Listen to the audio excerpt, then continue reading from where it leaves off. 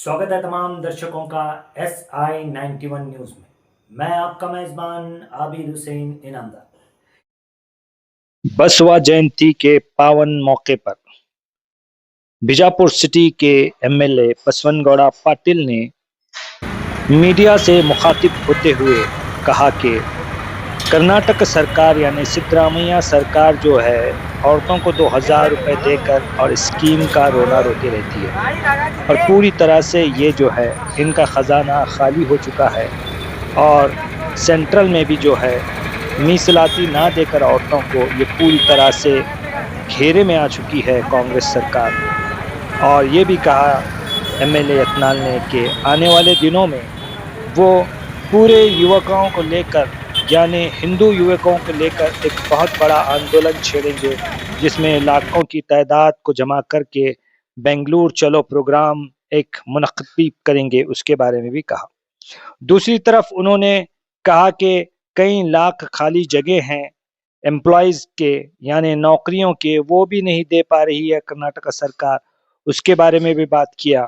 और जैसे कि उनकी अपनी एक आदत रही है कि अपने बयान में वो पाकिस्तान का नाम लेना नहीं भूलते, आज भी उन्होंने पाकिस्तान का लफ्ज़ इस्तेमाल किया, नाम इस्तेमाल किया और साथ में जो है संबंधपट्टे इलाकों का भी नाम इस्तेमाल करते हुए उन्होंने कहा। लेकिन इस जयंती के मौके पर MLA यत्नाल ने जो कुछ कहा वो उनकी अपनी आदत है और मीडिया के सामने वो बेबाकी तरीके से बातें कहते रहते हैं।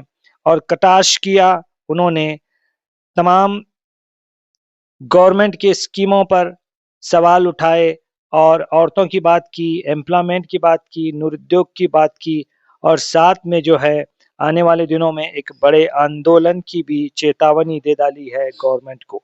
अब आने वाले दिनों में MLA यत्नाल एक नई राजनीति करना चाहते हैं, देखना है कि वो नई राजनीति क्या होगी।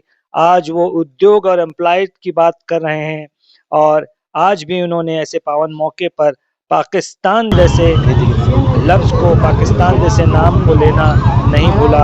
आइए देखते हैं मीडिया के सामने उन्होंने क्या किया, खुद आप अवाम ही SI91 न्यूज़ देखते रहिए, लाइक और सब्सक्राइब करते रहिए। कल्पने ಇದಲ್ಲ ಮುಂದಿನ ವಿಧಾನಸಭೆ ಲೋಕಸಭೆದಾಗ ತಿಳಿಸ್ತಾರೆ। ಇದೇನು ನರೇಂದ್ರ ಮೋದಿ ಅವರ ಹಿನ್ನಡೆ ಅಲ್ಲ, ಇದು BJP ಹಿನ್ನಡೆ ಅಲ್ಲ, ಇದು ಹಿನ್ನಡೆ ಕಾಂಗ್ರೆಸ್ಸಿಗೆ। ನರೇಂದ್ರ ಮೋದಿ ಅವರು ಕಾಂಗ್ರೆಸ್ಸಿನ ಬಣ್ಣ ಇವತ್ತು ಬಯಲು ಮಾಡಿದ್ದಾರೆ।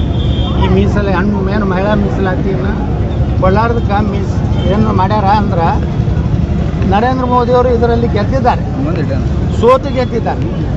ಕಾಂಗ್ರೆಸ್ ಗೆದ್ದು ಸೋತಿದೆ, ಹಿಂಗಿದೆ। ನಿರುದ್ಯೋಗಿಗಳ ಕರೆ ಕೊಟ್ಟಿದ್ರೆ ಜಿಲ್ಲಾಡಳಿತ ಅನುಮತಿ ಕೊಟ್ಟಿಲ್ಲ ನೋಡಿ। ಇಡೀ ರಾಜ್ಯದಲ್ಲಿ ಸುಮಾರು 2,88,000 ಹುದ್ದೆಗಳು ಖಾಲಿ ಇದೆ ಮತ್ತು ಈ ನಿಗಮ ಮಂಡಳಿಗಳಲ್ಲಿ 1 ಲಕ್ಷಕ್ಕೆ ಸಮೀಪ ಹುದ್ದೆಗಳ ಖಾಲಿ ಇದೆ। ಹೆಚ್ಚು ಕಡಿಮೆ 4 ಲಕ್ಷ ಸಮೀಪ ಉದ್ಯೋಗ ಯುವಕರಿಗೆ ಕೊಡಬೇಕಾಗಿದೆ। ಆದರೆ ಈ ಸರ್ಕಾರದಲ್ಲಿ ದಿವಾಳಿ ಆಗಿದೆ, ಹಣ ಇಲ್ಲ, ಬರೀ ಗ್ಯಾರಂಟಿ। ಈ ಸಲನೂ 1,16,000 ಕೋಟಿ ರೂಪಾಯಿ ಸಾಲ ತೆಗೆದಾರೆ। ಎದ್ರ ಸಾಲ ತೆಗೆದಾರ? ಅಭಿವೃದ್ಧಿ ಸಾಲ ತೆಗೆದಾರ ಅಥವಾ ಕೃಷ್ಣಾ ನೀರಾವರಿ ಪೂರ್ತಿ ಮುಗಿಸ್ತೀನಿ ಅಂತ ತೆಗೆದಾರ? ಏನೂ ಇಲ್ಲ, ಕೇವಲ ಸರ್ಕಾರಿ ನೌಕರರು ಸಂಬಳ ಮಾಡಬೇಕಾಗಿದೆ, ಗ್ಯಾರಂಟಿ ಇದನ್ನು ಮೇಕಪ್ ಮಾಡ್ತಾರೆ।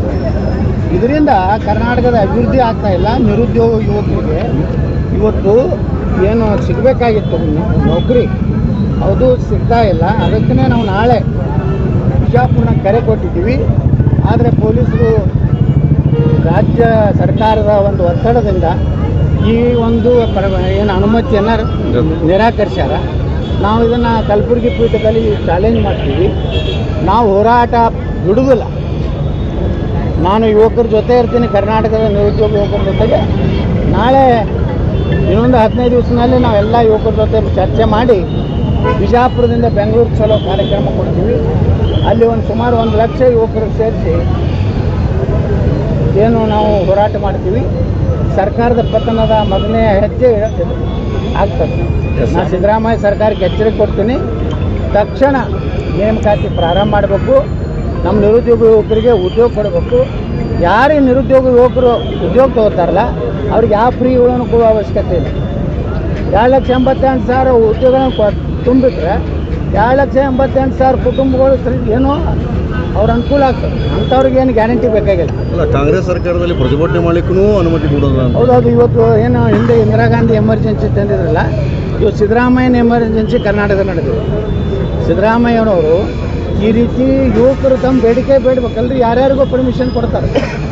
ಆದರೆ ಹುಡುಗರು ತಮ್ಮ ಈಗ ನೋಡ್ರಿ, ಅವರು ನಾವೇ ಆತ್ಮಹತ್ಯೆ ಮಾಡ್ಕೋತೀವಿ ಅನ್ನೋದು ಹೋರಾಟದ ಹಕ್ಕಕ್ಕೆ ಸ್ವಚ್ಛ ಮರಣ ಅದನ್ನು ಮಾಡ್ತೀವಿ ಅನ್ನೋಂಥ ಪರಿಸ್ಥಿತಿಗೆ ಯುವಕರು ಬಂದಾರ. ಮತ್ತು ನೀವು ಯುವಕರದ ಹೋರಾಟದ ಒಂದು ಹಕ್ಕೇನಿದೆ ಪ್ರಜಾತಂತ್ರದಾಗ. ಎಂತಿಂಥ ದೇಶದ್ರೋಹಿಗಳ ಹೋರಾಟಕ್ಕೆ ಸಪೋರ್ಟ್ ಮಾಡ್ತಾರೆ ಇವರು. ಪಾಕಿಸ್ತಾನ ಜಿಂದಾಬಾದ್ ಅನ್ನೋಂಥ ಹೋರಾಟಗಳಿಗೆ ನಮ್ಮ ಪೊಲೀಸ್ ಇಲಾಖೆ ಅನುಮತಿ ಕೊಡ್ತದೆ. ನಿರುದ್ಯೋಗ ಯುವಕರು ತಮ್ಮ ಭವಿಷ್ಯದ ಬಗ್ಗೆ ನೋಡಿ ಲಕ್ಷಾಂತರ ರೂಪಾಯಿ ಕೊಟ್ಟು ಶಿಕ್ಷಣ ಕಲ್ತಿರ್ತಾರೆ. ಅವರಿಗೆ ಇವತ್ತು ನೌಕರಿ ಇಲ್ಲ ಅಂದರೆ ಅವ್ರು ಏನು ಮಾಡಬೇಕು? ಏನು ಅವ್ರೇನು ದಯಾಮರಣ ಏನು ಇದನ್ನು ಬೇಡ್ತಾ ಇದ್ದಾರೆ, ಅದನ್ನಾದರೂ ಕೊಡಲೇದು, ಅದರೇ ಅನುಮತಿ ಕೊಡಲಿ. ಅಂದರೆ ಸಿದ್ದರಾಮಯ್ಯ ಸರ್ಕಾರ ದಿವಾಳಿ ಆಗಿಬಿಟ್ಟಿದೆ. ಅದಕ್ಕೆ ನಾವು ಯುವಕರ ಜೊತೆ ಇರ್ತೀವಿ. ಆ ಬೆಂಗಳೂರು ಚಲೋ ಕಾರ್ಯಕ್ರಮ ಮಾಡ್ತೀವಿ. ಅಷ್ಟೇ ಅಲ್ಲ, ಮುಂದಿನ ತಿಂಗಳು ನಾನು ಒಳ್ಳೆಯ ಒಂದು ಮುಹೂರ್ತ ನೋಡಿ ಕರ್ನಾಟಕದಲ್ಲಿ ಹೊಸ ರಾಜಕೀಯ ಒಂದು ವಿಚಾರವನ್ನು ಪ್ರಾರಂಭ ಮಾಡಬಹುದು. ಹಿಂದುತ್ವದ ಎಲ್ಲ ಹಿಂದೂಗಳ ಒಂದು ಸಭೆ ಅಲ್ಲಲ್ಲಿ ಜಿಲ್ಲಾವಾರು ಮಾಡ್ತಾಯಿದ್ದೀನಿ. ಮೊದಲು ಕೋಲಾರ ಜಿಲ್ಲೆಯಿಂದ ನಮ್ಮ ಏನಲ್ಲೊಂದು ದೊಡ್ಡ ದೇವಸ್ಥಾನ ಇದೆ, ವಿಘ್ನೇಶ್ವರ ದೇವಸ್ಥಾನ, ಅಲ್ಲಿ ಪೂಜೆ ಮಾಡಿ ಇಡೀ ಕರ್ನಾಟಕ ಪ್ರವಾಸ ಮಾಡ್ತೀನಿ. ನನ್ನ 3 ಉದ್ದೇಶ: ಒಂದು ಹಿಂದುತ್ವ, ಒಂದು ನಿರುದ್ಯೋಗ, 3ನೇದು ಅಭಿವೃದ್ಧಿ.